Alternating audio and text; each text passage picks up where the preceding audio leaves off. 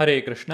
ಎಲ್ಲ ಕೇಳುಗರಿಗೂ ಶ್ರೀಮದ್ ಭಾಗವತದ ಅಧ್ಯಯನಕ್ಕೆ ಸ್ವಾಗತ. ರಾಜ ಪರೀಕ್ಷಿತನು ವೃತ್ರಾಸುರನ ಹಿಂದಿನ ಜನ್ಮದ ಕುರಿತಾಗಿ ಶುಕದೇವ ಗೋಸ್ವಾಮಿಗಳನ್ನು ಪ್ರಶ್ನಿಸುತ್ತಾನೆ. ಅಸುರನಾಗಿ ಹುಟ್ಟಿದ್ದರೂ ಸಹ ವೃತ್ರಾಸುರನು ಭಗವಂತನ ಭಕ್ತನಾದುದು ಹೇಗೆ? ಮುಕ್ತಾನಾಮಪಿ ಸಿದ್ಧಾನಾಂ ನಾರಾಯಣ ಪರಾಯಣಃ ಸುದುರ್ಲಭ ಪ್ರಶಾಂತಾತ್ಮ ಕೋಟೀಶ್ವಪಿ ಮಹಾಮುನೆ. ಮುಕ್ತರಾದ ಮತ್ತು ಮೋಕ್ಷಜ್ಞಾನದಲ್ಲಿ ಪರಿಪೂರ್ಣರಾದ ಎಷ್ಟೋ ಕೋಟಿ ಜನರಲ್ಲಿ ಒಬ್ಬನು ಭಗವಾನ್ ನಾರಾಯಣನ ಅಥವಾ ಶ್ರೀಕೃಷ್ಣನ ಭಕ್ತನಾಗಬಹುದು.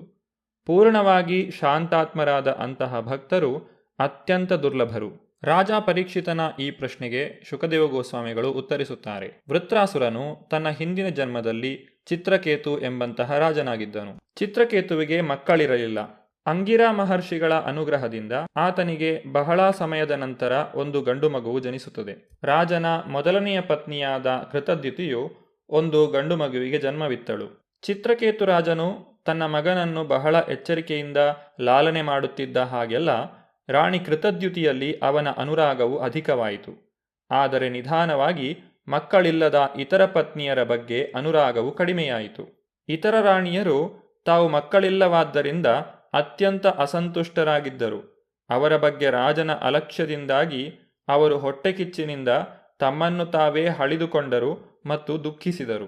ತಮ್ಮ ಪತಿಯಿಂದ ಅಲಕ್ಷಿತರಾಗಿ ಮತ್ತು ಪುತ್ರ ಸಂಪತ್ತನ್ನು ಹೊಂದಿದ ಕೃತದ್ಯುತಿಯನ್ನು ಕಂಡು ಕೃತದ್ಯುತಿಯ ಸವತಿಯರು ಅತ್ಯಂತ ಪ್ರಬಲವಾದ ಅಸೂಯೆಯಿಂದ ಯಾವಾಗಲೂ ಉರಿಯುತ್ತಿದ್ದರು. ಅವರ ಹೊಟ್ಟೆಕಿಚ್ಚು ಹೆಚ್ಚಾದ ಹಾಗೆಲ್ಲ ಅವರು ತಮ್ಮ ಬುದ್ಧಿಯನ್ನು ಕಳೆದುಕೊಂಡರು. ಮಿತಿಮೀರಿದ ಕಲ್ಲೆದೆಯಿಂದ ರಾಜನ ಅಲಕ್ಷ್ಯವನ್ನು ಸಹಿಸಲಾರದವರಾಗಿ ಕೊನೆಗೆ ಅವರು ಕುಮಾರನಿಗೆ ವಿಷವನ್ನು ನೀಡಿದರು. ರಾಣಿ ಕೃತದ್ಯುತಿಯು ತನ್ನ ಸವತಿಯರು ಮಗುವಿಗೆ ವಿಷವನ್ನು ಉಣಿಸಿರುವುದನ್ನು ಅರಿಯದೆ ಮಗನು ಗಾಢನಿದ್ರೆಯಲ್ಲಿ ಇದ್ದಾನೆಂದು ಭಾವಿಸುತ್ತಾ ಮನೆಯೊಳಗೆ ತಿರುಗಾಡಿದಳು. ಅವನು ಮೃತಪಟ್ಟಿರುವನೆಂದು ಆಕೆ ತಿಳಿದುಕೊಳ್ಳಲಿಲ್ಲ.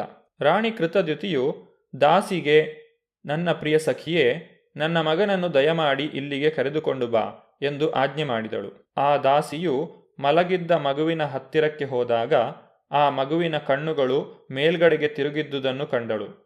ಅಲ್ಲಿ ಜೀವಂತಿಕೆಯ ಚಿಹ್ನೆಗಳೇನೂ ಇರಲಿಲ್ಲ.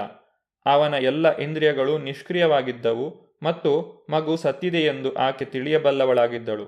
ಇದನ್ನು ನೋಡುತ್ತಾ ಆಕೆ ಕೂಡಲೇ ಜೋರಾಗಿ ಅರಚಿಕೊಂಡು ನೆಲಕ್ಕೆ ಕುಸಿದು ಬಿದ್ದಳು.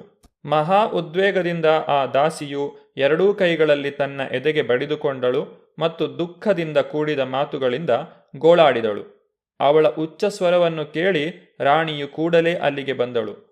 ಆಕೆಯು ತನ್ನ ಮಗನ ಹತ್ತಿರಕ್ಕೆ ಬಂದಾಗ ಅವನು ಹಠಾತ್ತಾಗಿ ಮಡಿದಿರುವುದನ್ನು ಕಂಡಳು. ರಾಣಿಯು ಎಚ್ಚರ ತಪ್ಪಿ ನೆಲಕ್ಕೆ ಬಿದ್ದುಬಿಟ್ಟಳು. ಅರಮನೆಯ ನಿವಾಸಿಗಳಾದ ಪುರುಷರು ಮತ್ತು ಸ್ತ್ರೀಯರು ಎಲ್ಲರೂ ಆ ಏರುದನಿಯ ಕೂಗಾಟವನ್ನು ಕೇಳಿ ಅಲ್ಲಿಗೆ ಬಂದರು. ವಿಷಪಾನ ಮಾಡಿಸಿದ ರಾಣಿಯರು ಕೂಡ ತಮ್ಮ ಅಪರಾಧವನ್ನು ಚೆನ್ನಾಗಿ ತಿಳಿದುಕೊಂಡು ನಟನೆ ಮಾಡಿಕೊಂಡು ರೋಧಿಸಿದರು. ತಿಳಿಯದ ಕಾರಣಗಳಿಂದ ತನ್ನ ಮಗನು ಮೃತನಾದನು ಎಂದು ಚಿತ್ರಕೇತು ರಾಜನು ಕೇಳಿದಾಗ ಅವನು ಕುರುಡನಂತೆ ಆದನು. ತನ್ನ ಅತಿಶಯವಾದ ಪುತ್ರವಾತ್ಸಲ್ಯದ ಕಾರಣದಿಂದ ಅವನ ದುಃಖವು ಅಗ್ನಿಜ್ವಾಲೆಯ ಹಾಗೆ ಹೆಚ್ಚಾಯಿತು. ಅವನು ಆ ಮೃತ ಶಿಶುವನ್ನು ಕಾಣಲು ಹೋಗುತ್ತಿದ್ದಾಗ ನೆಲದಲ್ಲಿ ಜಾರುತ್ತಿದ್ದನು ಮತ್ತು ಬೀಳುತ್ತಿದ್ದನು. ರಾಜನು ಅಲ್ಲಿದ್ದ ತನ್ನ ಮಂತ್ರಿಗಳ, ಇತರ ಅಧಿಕಾರಿಗಳ ಮತ್ತು ವಿದ್ವದ್ಬ್ರಾಹ್ಮಣರ ಜೊತೆಗೂಡಿ ಮಗುವನ್ನು ಸಮೀಪಿಸಿ ಅದರ ಪಾದಗಳ ಬಳಿ ಮೂರ್ಛಿತನಾಗಿ ಬಿದ್ದನು. ರಾಜನು ದೀರ್ಘ ನಿಶ್ವಾಸದೊಂದಿಗೆ ಎಚ್ಚರಕ್ಕೆ ಬಂದಾಗ ಅವನ ಕಣ್ಣುಗಳು ಕಂಬನಿದುಂಬಿದ್ದವು ಮತ್ತು ಅವನು ಮಾತನಾಡಲಾರದೇ ಇದ್ದನು. ತನ್ನ ಮೃತ ಪುತ್ರನಿಗಾಗಿ ಪ್ರಲಾಪಿಸುತ್ತಿದ್ದ ಪತ್ನಿಯೊಡಗೂಡಿ ಚಿತ್ರಕೇತು ರಾಜನು ಅತ್ಯಂತ ಶೋಕತಪ್ತನಾಗಿ ಬಾಯಿ ಬಿಟ್ಟು ಏರುಧ್ವನಿಯಲ್ಲಿ ರೋಧಿಸತೊಡಗಿದನು. ರಾಜನು ದುಃಖಸಾಗರದಲ್ಲಿ ಮುಳುಗಿ ಮರಣಿಸಿರುವನೋ ಎಂಬಂತಿರುವುದನ್ನು ಅಂಗಿರಾ ಮಹರ್ಷಿಗಳು ತಿಳಿದಾಗ ಅವರು ನಾರದ ಋಷಿಗಳೊಡನೆ ಅಲ್ಲಿಗೆ ತೆರಳಿದರು. ಚಿತ್ರಕೇತು ರಾಜನು ಶೋಕತಪ್ತನಾಗಿ ತನ್ನ ಮಗನ ಮೃತದೇಹದ ಪಕ್ಕದಲ್ಲಿ ತಾನೂ ಮೃತನಾದಂತೆ ಬಿದ್ದಿದ್ದಾಗ ಮಹರ್ಷಿಗಳಾದ ಅಂಗಿರಾ ಮತ್ತು ನಾರದರು ಆಧ್ಯಾತ್ಮಿಕ ಅರಿವಿನ ಬಗ್ಗೆ ಅವನಿಗೆ ಉಪದೇಶವನ್ನು ನೀಡಿದರು. ಹೇ ರಾಜನೇ, ಯಾವುದಕ್ಕಾಗಿ ನೀನು ದುಃಖಪಡುತ್ತಿರುವೆಯೋ ಆ ಮೃತದೇಹಕ್ಕೆ ನಿನ್ನೊಂದಿಗೆ ಯಾವ ಸಂಬಂಧವಿದೆ ಮತ್ತು ನೀನು ಅದರೊಂದಿಗೆ ಹೊಂದಿರುವ ಸಂಬಂಧ ಯಾವುದು? ಈಗ ನಿಮ್ಮಿಬ್ಬರ ನಡುವೆ ತಂದೆ ಮಗನ ಸಂಬಂಧವಿರುವುದೆಂದು ನೀನು ಹೇಳಬಹುದು. ಆದರೆ ಈ ಸಂಬಂಧ ಹಿಂದೆ ಇತ್ತೆಂದು ನೀನು ಭಾವಿಸುವೆಯಾ? ಈಗ ಅದು ನಿಜಕ್ಕೂ ಅಸ್ತಿತ್ವದಲ್ಲಿದೆಯೇ? ಭವಿಷ್ಯದಲ್ಲಿ ಅದು ಮುಂದುವರಿಯುವುದೇ?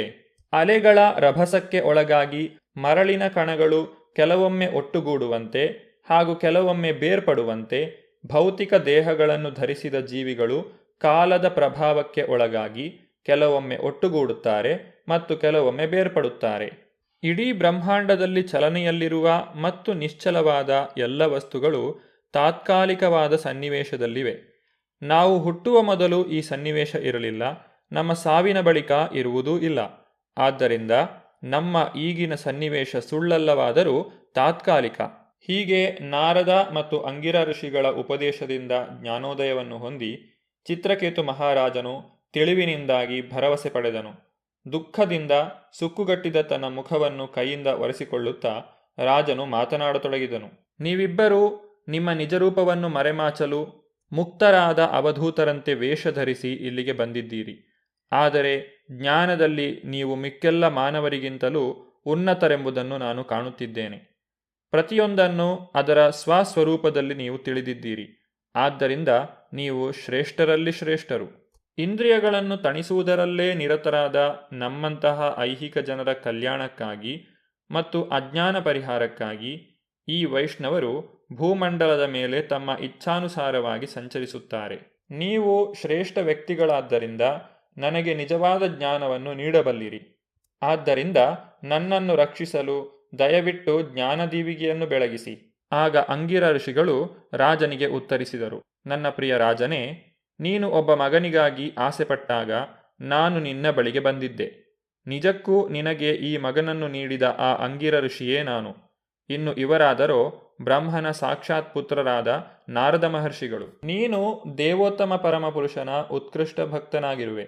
ಭೌತಿಕ ವಸ್ತುವೊಂದರ ನಷ್ಟಕ್ಕಾಗಿ ದುಃಖದಲ್ಲಿ ಮುಳುಗುವುದು ನಿನ್ನಂತಹವನಿಗೆ ತಕ್ಕುದಲ್ಲ. ಅಜ್ಞಾನದ ಕತ್ತಲಲ್ಲಿ ಮುಳುಗಿರುವ ಕಾರಣವಾಗಿ ಈ ಮಿಥ್ಯಾಶೋಕದಲ್ಲಿರುವ ನಿನ್ನನ್ನು ಪಾರು ಮಾಡಲೆಂದು ನಾವಿಬ್ಬರೂ ಬಂದಿದ್ದೇವೆ. ಆಧ್ಯಾತ್ಮಿಕ ಜ್ಞಾನದಲ್ಲಿ ಮುಂದುವರೆದವರು ಐಹಿಕವಾದ ಲಾಭ ನಷ್ಟಗಳಿಂದ ಪ್ರಭಾವಿತರಾಗುವುದು ಸರ್ವಥಾ ಅಪೇಕ್ಷಣೀಯವಲ್ಲ. ಮೊದಲ ಸಲ ನಾನು ನಿನ್ನ ಮನೆಗೆ ಬಂದಾಗಲೇ ನಿನಗೆ ನಾನು ಪರಮ ದಿವ್ಯ ಜ್ಞಾನವನ್ನು ನೀಡಬಹುದಾಗಿತ್ತು. ಆದರೆ ನಿನ್ನ ಮನಸ್ಸು ಐಹಿಕ ವಸ್ತುಗಳಲ್ಲಿ ನಿಮಗ್ನವಾಗಿದ್ದನ್ನು ನಾನು ಕಂಡೆ.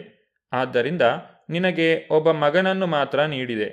ಅವನು ನಿನ್ನ ಸಂತೋಷ ಮತ್ತು ದುಃಖ ಎರಡಕ್ಕೂ ಕಾರಣನಾದನು. ಈಗ ನೀನು ನಿಜಕ್ಕೂ ಪುತ್ರ ಪುತ್ರಿಯರನ್ನು ಹೊಂದಿರುವ ವ್ಯಕ್ತಿಯೊಬ್ಬನ ಕ್ಲೇಶಗಳನ್ನು ಅನುಭವಿಸುತ್ತಿರುವೆ. ಶೂರಸೇನ ರಾಜ್ಯಾಧಿಪತಿಯಾದ ಹೇ ರಾಜನೇ, ಹೆಂಡತಿ, ಮನೆ, ರಾಜ್ಯದ ಐಶ್ವರ್ಯ ಮತ್ತಿತರ ಸಂಪತ್ತು ಹಾಗೂ ಇಂದ್ರಿಯ ಗೋಚರವಾದ ಎಲ್ಲ ವಸ್ತುಗಳು ತಾತ್ಕಾಲಿಕವಾದವು. ರಾಜ್ಯ, ಸೇನಾಬಲ, ಕೋಶ, ಸೇವಕರು, ಸಚಿವರು, ಗೆಳೆಯರು ಮತ್ತು ಬಂಧುಗಳು ಈ ಎಲ್ಲವೂ ಸಹ ನಿನ್ನ ಭಯ, ಭ್ರಮೆ ಮತ್ತು ದುಃಖಗಳಿಗೆ ಕಾರಣಗಳಾಗಿವೆ. ಇಲ್ಲದೇ ಇದ್ದರೂ ಇದೆ ಎಂದು ನಾವು ಕಲ್ಪಿಸಿಕೊಳ್ಳುವ ಕಾಡಿನೊಳಗಿನ ಗಂಧರ್ವ ನಗರವೆಂಬ ಅರಮನೆಯ ಹಾಗೆ ಅವು ಇರುತ್ತವೆ. ಅವು ಅನಿತ್ಯವಾಗಿರುವುದರಿಂದ ಭ್ರಮೆ, ಕನಸು ಮತ್ತು ಮನಸ್ಸಿನ ಕಲ್ಪನೆಗಳಿಂದ ಉತ್ತಮವೇನಲ್ಲ. ವಾಸ್ತವವಾಗಿ ನಾವು ಕಾಣುವ ಯಾವ ವಸ್ತುವೂ ಶಾಶ್ವತವಲ್ಲ. ಅವು ಕೆಲವೊಮ್ಮೆ ಕಾಣುತ್ತದೆ ಮತ್ತು ಕೆಲವೊಮ್ಮೆ ಕಾಣುವುದಿಲ್ಲ. ಕೇವಲ ನಮ್ಮ ಪೂರ್ವಕರ್ಮಗಳ ಕಾರಣವಾಗಿ ನಾವು ಅಂತಹ ಮಾನಸಿಕ ಕಲ್ಪನೆಗಳನ್ನು ಸೃಷ್ಟಿಸುತ್ತೇವೆ ಮತ್ತು ಆ ಕಲ್ಪನೆಗಳ ಕಾರಣವಾಗಿ ಮತ್ತಷ್ಟು ಕರ್ಮಗಳಲ್ಲಿ ತೊಡಗುತ್ತೇವೆ. ಜೀವನದ ದೈಹಿಕ ಕಲ್ಪನೆಯಲ್ಲಿರುವ ಜೀವಿಯು ತನ್ನ ದೇಹದಲ್ಲಿ ತಲ್ಲೀನನಾಗಿರುತ್ತಾನೆ. ಈ ದೇಹವು 5 ಜ್ಞಾನೇಂದ್ರಿಯಗಳು, 5 ಕರ್ಮೇಂದ್ರಿಯಗಳು ಮತ್ತು ಮನಸ್ಸು ಎಂಬ ಭೌತಿಕ ಮೂಲ ವಸ್ತುಗಳ ಒಂದು ಸಂಯೋಜನೆಯಾಗಿದೆ. ಮನಸ್ಸಿನ ಮೂಲಕ ಜೀವಿಯು 3 ವಿಧವಾದ ಕ್ಲೇಶಗಳಲ್ಲಿ ಬಳಲುತ್ತಾನೆ. ಅವು ಆದಿಭೌತಿಕ, ಆದಿದೈವಿಕ ಮತ್ತು ಆಧ್ಯಾತ್ಮಿಕ. ಆದ್ದರಿಂದ ಈ ದೇಹವು ಸಕಲ ಸಂಕಷ್ಟಗಳಿಗೆ ಮೂಲವಾಗಿದೆ. ಆದ್ದರಿಂದ ಹೇ ಚಿತ್ರಕೇತು ಮಹಾರಾಜನೇ, ಆತ್ಮದ ಸ್ಥಿತಿಯನ್ನು ಕುರಿತು ಎಚ್ಚರಿಕೆಯಿಂದ ಪರಿಶೀಲಿಸು. ನೀನು ಯಾರು? ದೇಹವೇ, ಮನಸ್ಸೇ ಅಥವಾ ಆತ್ಮವೇ ಎಂಬುದನ್ನು ಅರಿತುಕೊಳ್ಳಲು ಪ್ರಯತ್ನಿಸು. ನೀನು ಎಲ್ಲಿಂದ ಬಂದೆ? ದೇಹತ್ಯಾಗದ ಬಳಿಕ ಎಲ್ಲಿಗೆ ಹೋಗುವೆ? ಮತ್ತು ಪ್ರಾಪಂಚಿಕ ಶೋಕಕ್ಕೆ ಏಕೆ ವಶನಾಗಿರುವೆ ಎಂಬ ಬಗ್ಗೆ ಯೋಚಿಸು. ಈ ಬಗೆಯಲ್ಲಿ ನಿನ್ನ ನಿಜವಾದ ಸ್ಥಿತಿಯನ್ನು ಅರಿತುಕೊಳ್ಳಲು ಪ್ರಯತ್ನಿಸು. ಆ ಬಳಿಕ ನಿನ್ನ ಅನಗತ್ಯ ವ್ಯಾಮೋಹವನ್ನು ತ್ಯಜಿಸಲು ನೀನು ಸಮರ್ಥನಾಗುವೆ. ಹಾಗೆಯೇ ಈ ಭೌತಿಕ ಪ್ರಪಂಚ ಅಥವಾ ಕೃಷ್ಣನ ಸೇವೆಯ ನೇರ ಸಂಪರ್ಕವಿಲ್ಲದ ಏನೊಂದೂ ಸಹ ಶಾಶ್ವತವಲ್ಲ ಎಂಬ ನಂಬಿಕೆ ನಿನ್ನಲ್ಲಿ ಮೂಡುತ್ತದೆ. ಈ ರೀತಿ ನೀನು ಶಾಂತಿಯನ್ನು ಗಳಿಸುವೆ. ಅತ್ಯಂತ ಮಂಗಳಕರವಾದ ಒಂದು ಮಂತ್ರವನ್ನು ನನ್ನಿಂದ ನೀನು ಗಮನವಿಟ್ಟು ಪಡೆದುಕೋ.